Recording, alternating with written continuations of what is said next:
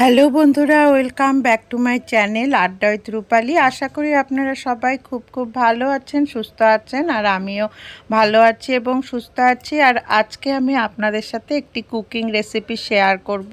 আর সেই রেসিপিটি হলো পেঁয়াজ রসুন ছাড়া সম্পূর্ণ নিরামিষভাবে তৈরি আলুর দমের রেসিপি। নিরামিষ আলুর দম বানানোর জন্য এই যে আমি কিছু সেদ্ধ করা আলু নিয়েছি। আলুগুলোকে সেদ্ধ করে চুলে এই যে হাফ করে নিয়েছি প্রতিটা আলু। আর হচ্ছে এখানে নিয়েছি কিছু নারকেলটাকে আমি পেস্ট করে নেব। আর এই যে টমেটোটাকেও পেস্ট করে নেব। এখানে আছে আদা আর কাঁচা লঙ্কা, এগুলো সব পেস্ট করব। আর হচ্ছে এখানে কাজু কিশমিশ আছে, ওটাও পেস্ট করব। আর মশলা হিসাবে তো থাকছেই জিরে গুঁড়ো, ধনে গুঁড়ো, হলুদ, লবণ, এই সমস্ত কিছু তো থাকবেই, ঘি, গরম মশলা। সেগুলো আর দেখালাম না। আমি কোন কোন জিনিসগুলো পেস্ট করব সেটাই দেখালাম। নারকেল, টমেটো, তারপরে হচ্ছে এই লঙ্কা আর আদা, আর হচ্ছে কাজু আর কিশমিশ। তো ঠিক আছে বন্ধুরা, নিরামিষ আলুর দমের রেসিপিটা শুরু করা যাক। আর এই যে আমি কড়াইতে তেল দিয়ে দিলাম। তারপরে তেলটা গরম হয়ে যাওয়ার পর তার মধ্যে দিয়ে দিলাম সামান্য পরিমাণ হলুদ আর একেবারেই সামান্য পরিমাণ লবণ দিয়ে এখন আমি হলুদ লবণটা ভালো করে মিশিয়ে নিলাম তেলের মধ্যে। তারপরে সেই তেলের মধ্যে আমি এই সেদ্ধ আলুগুলো দিয়ে দিচ্ছি।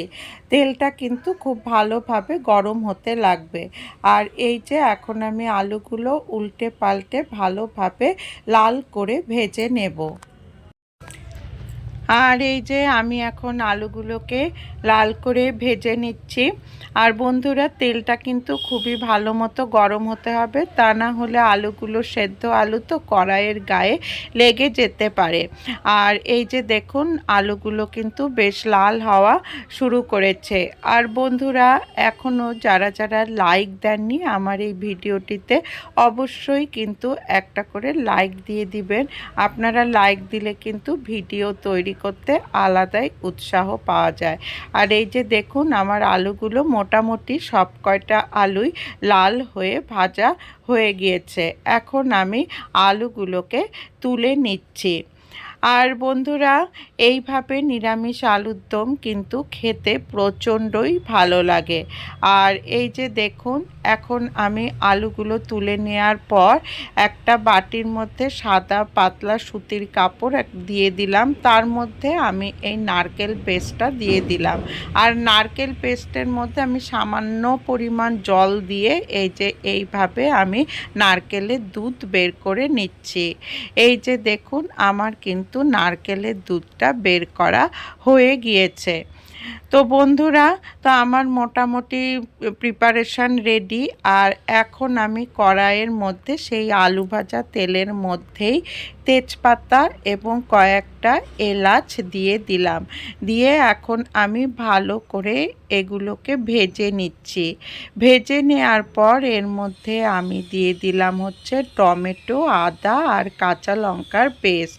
এই যে দেখতেই পাচ্ছেন। এখন আমি এটাকে ভালো করে নাড়াচাড়া করে কষিয়ে নেব। মশলাগুলো যত ভালোভাবে কষানো হবে তত কিন্তু খেতে ভালো লাগবে। আর তার মধ্যে আমি দিয়ে দিলাম জিরে গুঁড়ো, ধনে গুঁড়ো। আমি পরিমাণ মতো জিরে গুঁড়ো, ধনে গুঁড়ো আর হচ্ছে সামান্য পরিমাণ হলুদ দিলাম। দিয়ে এখন আমি আবারও ভালো করে মশলাটা কষিয়ে নিচ্ছি।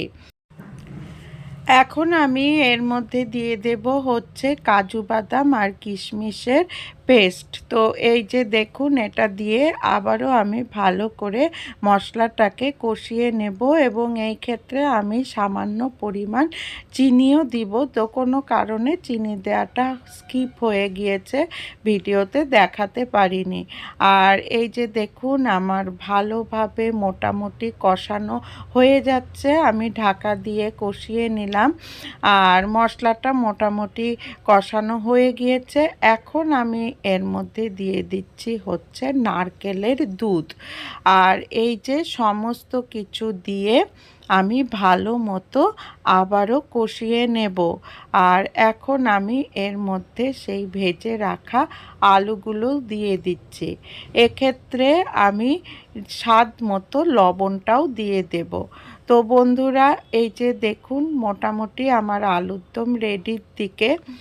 আর এই যে আলুর দম আমার হয়ে গিয়েছে। এখন আমি ঘি গরম মশলা দিয়ে আলুর দমটা নামিয়ে নিচ্ছি।